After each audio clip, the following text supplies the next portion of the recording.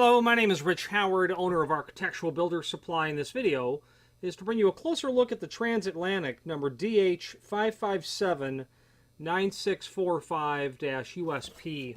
This is a pair of single-acting spring hinges, and when you buy one, you're going to be sent one pair of hinges, two each. Therefore, there's no way to buy these in odd lots. Okay, so if you needed three, you're going to get four, that sort of business. You're going to get two hinges. You're going to get a package as well that will contain wood screws and machine screws. It will contain this tension rod that's here as well. Now that's the tension rod. There are tension pins in here as well in the package. But this screw, the hinges on this order already have tension pins installed, so you're not going to end up using those tension pins, but I would save them. You might remove them and need them someday. There are no installation instructions included with this whatsoever, so let's approach this from a perspective of determining what we're dealing with. So first of all, the hinge leaf on this is 4.5 inch tall, and this would be appropriate for 1 3/4 inch thick, probably steel door. You probably have a metal door that's fire rated, and it may have come from wherever you sourced it from with a spring hinge like this. I've seen those installed, these types of spring hinges. They will comply with fire code, provided the door closes and latches, and possibly handicap code if you can get the door to close and latch in not less than 2 seconds for a spring hinge to make the door work. Other than that, there's not any information that the manufacturer provides us beyond the fact that we know it's a spring hinge and that it's 4.5 inch tall hinge leaf. So what I'll do is remove the tension on the spring so we can open the leaf up and take a closer look at it. And we're just going to do that by inserting the tension rod, which I'll just poke through the bag, and rotate that clockwise so I can pull that pin out, and then carefully remove the rest of the tension on the spring. And that's what the tension pin looks like. Okay. Again, you don't want to lose them because you're then in a position to need to come up with some. And that's what that hinge is going to look like without any tension on it. Okay. Very common. These are going to New York. I would have bet if these are going somewhere, I bet they're New York. New York is a territory that is absolutely bursting at the seams with single-acting spring hinges that indeed look like this. Not from Transatlantic, but they're all over the place, these types of spring hinges. Okay, so let's take some dimensional properties of this. Okay, so hinge height, 4.5. We discussed that. The dimension from the edge of the hinge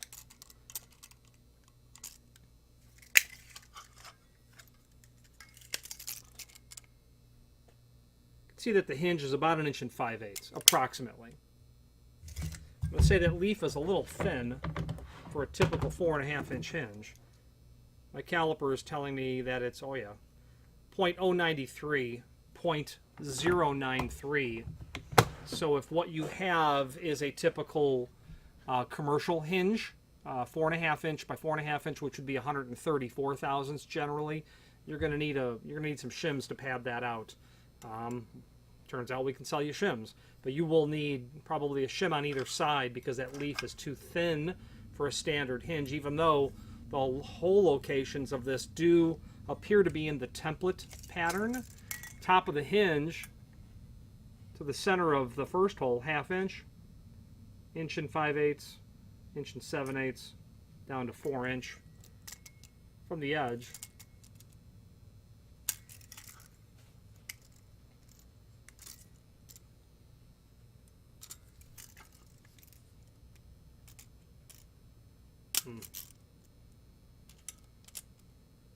How about if I just tell you? About 1 1/8 to the top and bottom hole, and then about 7/16 from the edge to this hole and this hole, 1 1/8, then about 7/16 from these two holes. Okay. You can use those dimensions to determine if this will line up with what you have. Some people call this a half moon pattern. It's called template pattern. It's a reference to a technical document that defines the location of these holes. Where are you going to use this? Well, when you have a door that you want to close. Either you want it to close behind you, or you have to have it close behind you in the event of it being a fire-rated door. A fire-rated door must be free swinging, it must be self-closing, must be self-latching, and these hinges would technically not comply with that I can tell. And the reason I say that is because they're not listed.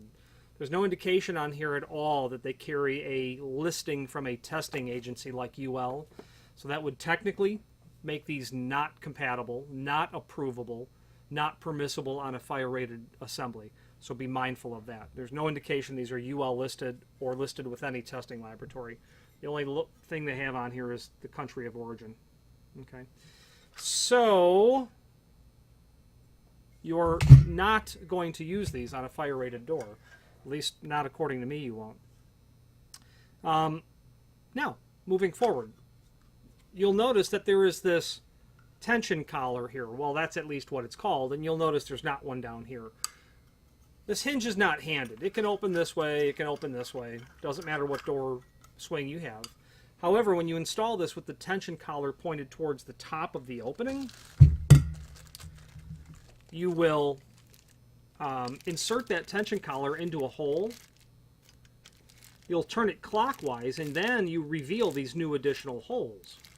It's into one of those new additional holes that you're then going to insert your tension pin and then relieve your tension. At that point, there is now tension on this spring.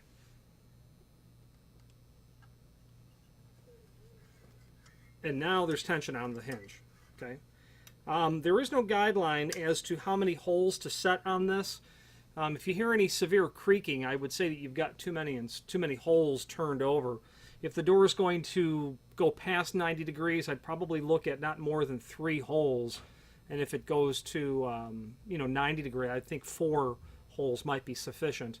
If you're putting on 2 hinges, spring hinges onto a door with 3 hinges, go middle and bottom, and then reserve your top hinge for the last if you were to put a spring hinge there. However, the truth of the matter is you're going to have to do that if you have 3 hinges because, and that may explain why this client bought 4 hinges, because they do have a 7-foot door, I know, because you can't buy 3. And what I'm driving at is the vertical axis of pivoting of this hinge is not going to be compatible with a standard ball bearing 4.5, 4.5. So on this door, you must have all of these hinges. That technically means that these cannot work on a fire-rated door at all, whether you have tension set on them or not, because they're not listed. Okay, these are made of steel.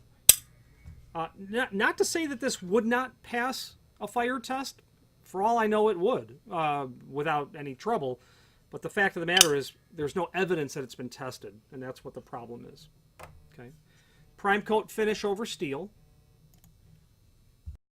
Okay, prime coat finish, I would say that it's not an excellent finish at all. We've got some bubbling of what's happening here. However, do be mindful of the cost, what you're paying for these. These are outrageously inexpensive. Okay, some other dimensions, just to throw the tape measure in. Overall height of the barrel looks like it's about 6 3/4. Okay. It's a spring hinge. We've talked about the dimensions. We've talked about where you're going to use it and where you cannot technically use it. You're going to find this to be a good quality product in the sense of it being a confluence of value and quality. The name Transatlantic is synonymous with good quality imported builder's hardware and has been for decades. It's a name that I'm incredibly familiar with. Not in terms of an overall sense of everything that was at once upon a time available. Transatlantic and another name, Global, were acquired by a particular individual who turned that into a different company. But the Transatlantic name does still live on in a certain regard. And from what I can tell, the item that I'm most familiar with would be their exit device, their ED501 exit device, along with their door closers. I can detect that nothing's changed in the quality of that material, and do continue to, you can't see them, but they're in stock right at the tip of my finger, exit devices from Transatlantic. I do continue to use them because of that high quality value. I've never had one of their exit devices fail on me as a result of the device failing. I've had people break them. Door closers the same. There may have been one that a client came in and claimed that it was no good. Turns out, looked at the end of the closer body and the latch valve was gone. What happened to the set screw? Oh yeah, that's why this is no good, because I was adjusting it and turned the valve out too far and all the oil came out. Okay, that's not the closer's fault. You can't turn that out. It would be like opening the drain plug on your transmission and all the fluid coming out and then blaming it on the transmission. Okay, so that was the problem there. There's a link below this video to a document called Product Catalog, and it is literally the old version of the manufacturer's section of their spring hinges from the Transatlantic catalog, which there is probably no evidence of that catalog existing anywhere. Finally, there's a link below this video to the manufacturer's page where you can pull up not only all of the Transatlantic products that we sell, but a link to the manufacturer's website, as well as a link to the full product catalog. If you have any questions on the Transatlantic, this is their part number DH5579645 in a USP finish, or any other Transatlantic product, please feel free to reach out to us. And thank you.